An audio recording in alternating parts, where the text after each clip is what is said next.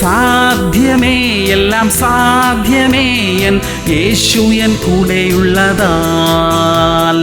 സാധ്യമേ, എല്ലാം സാധ്യമേ എൻ യേശു എൻ കൂടെയുള്ളതാൽ.